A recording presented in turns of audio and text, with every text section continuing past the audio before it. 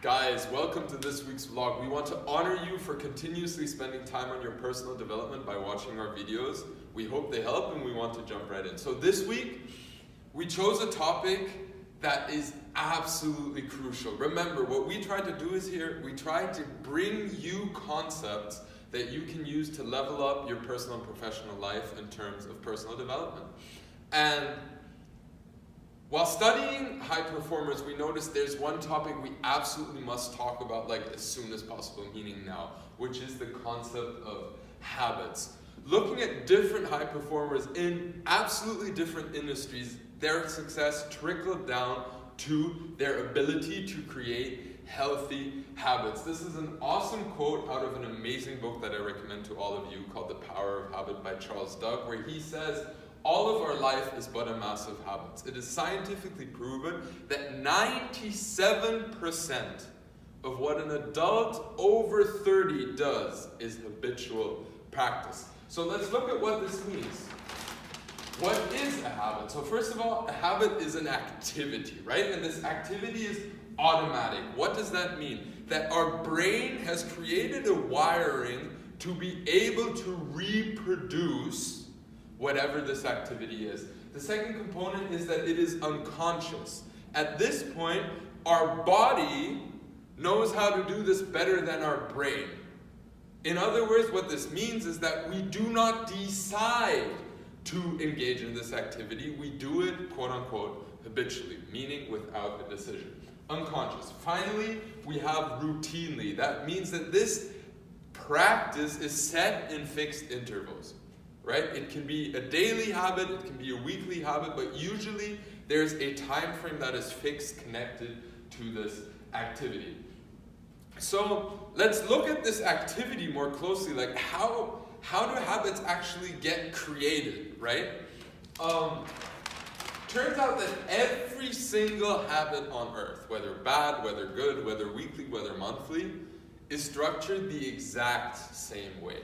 There are three main components. If you understand these three main components, you can either change bad habits you have or create healthy habits in the first place, i.e. you can leverage the entire concept as a whole, which will hopefully make up 97% of our life soon. The first part of a habit is what's called the cue. The cue is nothing else but the trigger. So it is the trigger that initiates the activity that is now habitually processed.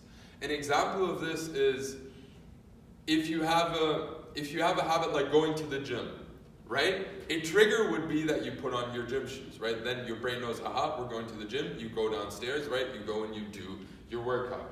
Habit, that part is easy to understand. We just covered it. It is the practice that is routine, that is unconscious, and that is habituated, right? And then finally, and this is the key point that we want to communicate to you, there is a reward. Our brains are wired to seek rewards. There's a chemical that is released in our brain when we feel rewarded. It's called dopamine, right? And this chemical is highly, highly addictive. This is the same chemical that gets introduced when we gamble, when we smoke, or when we have sex. So it is highly addictive. Each habit has a certain reward at the end of it that releases a certain amount of dopamine. This is why bad habits are so sticky. I'm sure anybody of you watching has had a bad habit that you've been trying to get rid of, but there was a certain reward connected to it that made it really, really hard to stop. So now that we know how a habit is created, how do we leverage this concept, right? Because we don't only want to understand it, we also want to apply it. And now I want to introduce you to the most common misconception here, right? That when you want to replace a habit, or you want to start a new habit, say you get up late every day, and you want to get up at 6 p.m. every morning, right? What most of us do is we start with the habit itself, so the routine practice, but that is exactly where you set yourself up for failure. It's been scientifically proven that only 1 out of 7 people that start with the habit actually succeed in creating or changing a habit. You need to start with the reward. As I said, each habit has a certain reward connected to it. This is really important to understand. Why is this important to understand? So let's say your bad habit is every class break, you go outside of your university and you eat a hot dog, right? Now, while the habit is eating a hot dog, there can be very many different rewards connected to that. Maybe you're just hungry, right? Maybe you're attracted to the satiated feeling, right? Maybe you want to socialize with the people at the hot dog stand. Maybe you enjoy going outside for the fresh air, right? 3 different rewards. Without knowing what the reward is, you can't put in place a different habit. I'll give you an example. Let's say it's the satiation. Let's say you're just hungry. A great counter habit to then introduce, a counter routine, would be to bring an apple or to bring some nuts every day to class, right? If your reward is that you want to go outside, right, and enjoy the fresh air, instead of eating the hot dog, why don't you have a walk around or sit on a bench close to your college? If it is the social aspect, maybe you don't need to go outside at all.